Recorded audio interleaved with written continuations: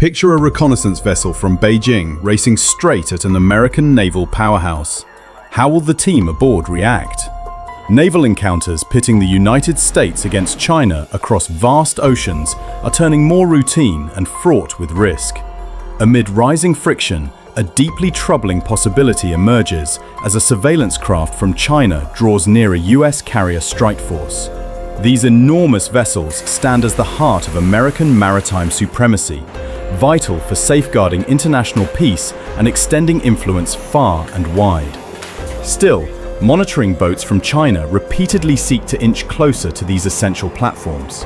With ties between Washington and Beijing growing sharper in disputed marine zones, such close calls have only grown in number. Have you considered the potential outcomes in this charged setting? What moves could each nation make?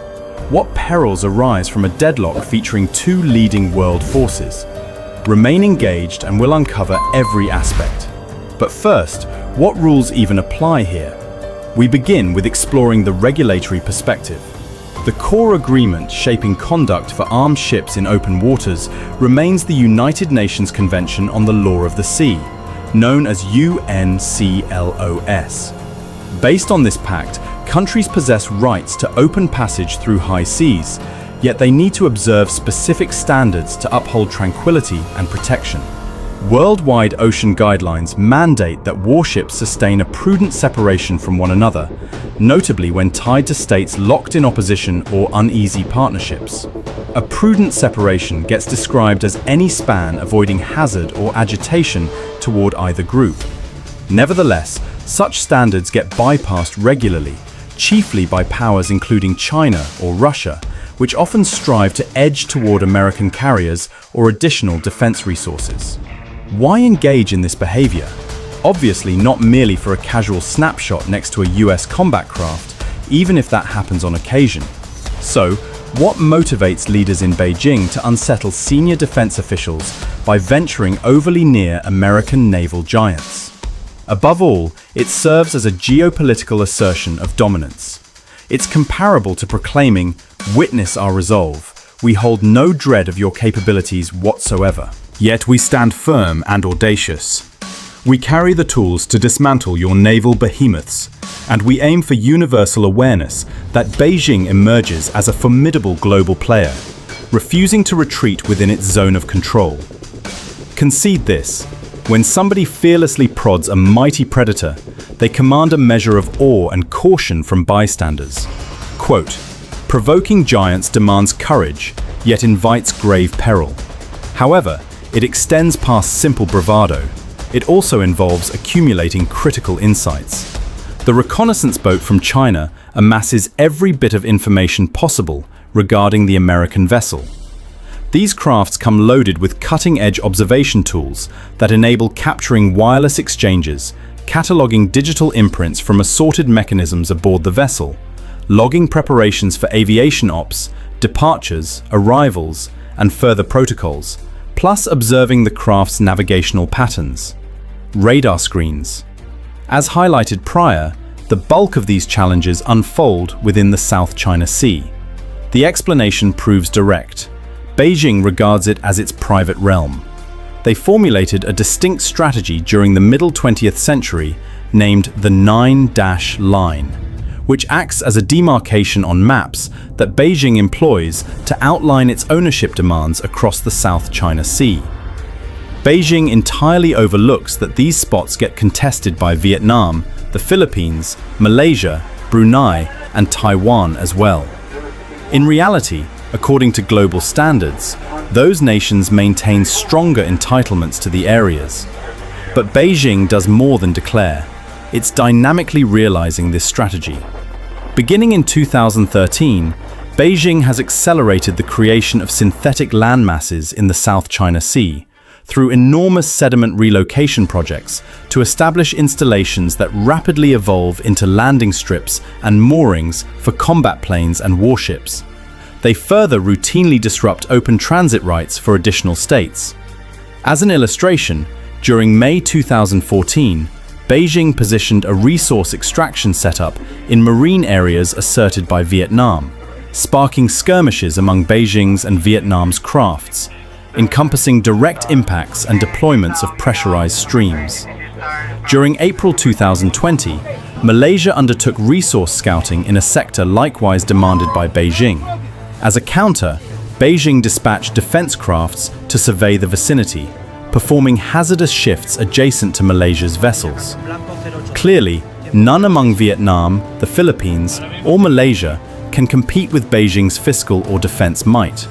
But Washington has intervened to support them, and it extends beyond the fact that roughly 30% of international sea-based commerce, amounting to trillions in value each year, flows via the South China Sea. It goes beyond even the fuel and energy stockpiles present. According to certain projections, the South China Sea may encompass around 11 billion barrels worth of fuel, plus 190 trillion cubic feet, equaling 5 trillion cubic meters of energy gas. And possibly it transcends Washington serving as a stronghold for democratic values, resisting entities that apply pressure to override the privileges of less powerful countries. The fundamental concern remains that should Washington desire to sustain its position as worldwide frontrunner, it has to challenge any party that unsettles the prevailing international structure, regardless if that involves Russia, Beijing, or Iran. That explains why Washington consistently assigns its carriers to survey the South China Sea and execute shared training with Taiwan, the Philippines, or Vietnam. So, in what manner do American Sea Service members address this kind of occurrence when a reconnaissance craft from Beijing nears an American naval powerhouse? The personnel aboard the vessel pursue an exact progression of measures focused on gauging the danger, defending the craft, and halting intensification. Let's unpack their countermeasures stage by stage.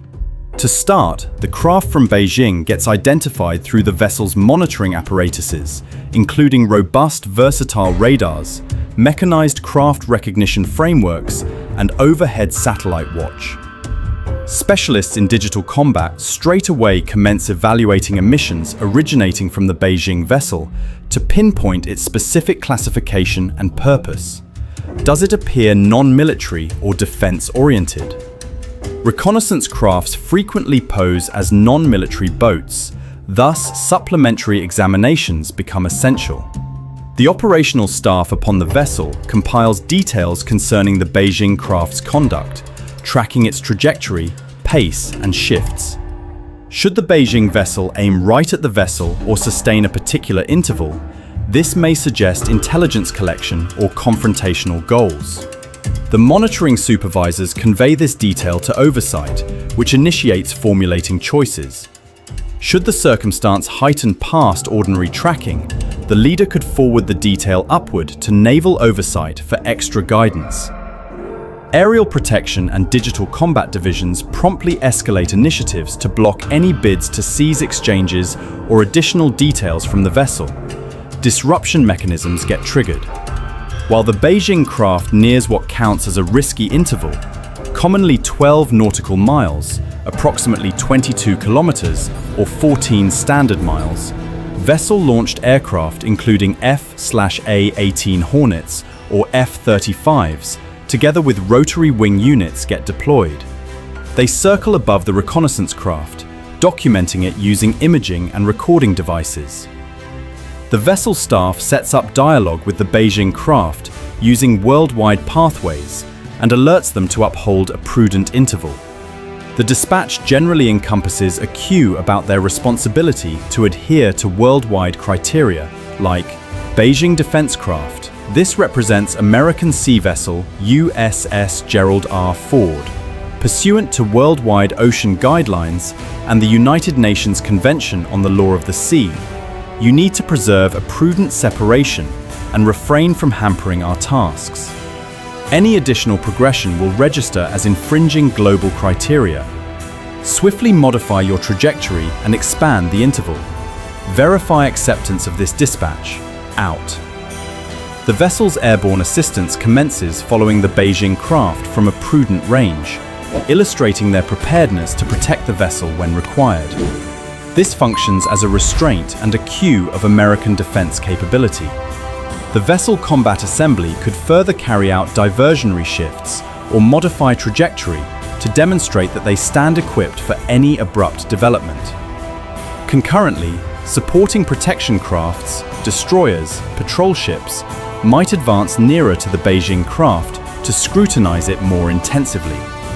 Contingent upon the hazard extent, the vessel leader could transmit the detail to regional naval oversight or the American Sea Service's mission group. Should the Beijing craft continue undeterred in withdrawal, blockades could get executed by destroyers or vessel aircraft, and alert discharges might get unleashed either toward the path or forward of the front to compel a trajectory adjustment. Occasionally, Beijing vessels release remote-controlled aerial or submerged units for sharper oversight of American crafts. These tools can amass details on the vessel's below-water safeguard arrangements and exchanges. Naturally, should they encroach excessively near, typically inside 1 nautical mile, they get eliminated either through shots from the vessel or supporting crafts.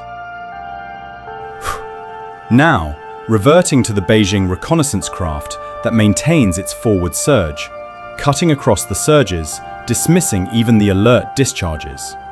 Under this condition, with clearance from elevated oversight, potentially from Defense Central or even the Leadership Office, fatal measures might get directed toward the Beijing craft. The opening move would entail confronting it using minor-scale armaments, most probably the Mk-38 Mod 2, a 25mm automated firearm employed to ward off minor ocean hazards.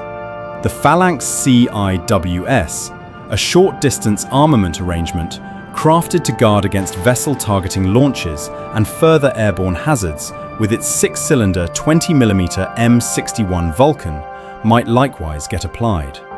Combat aircraft could confront using their firearms.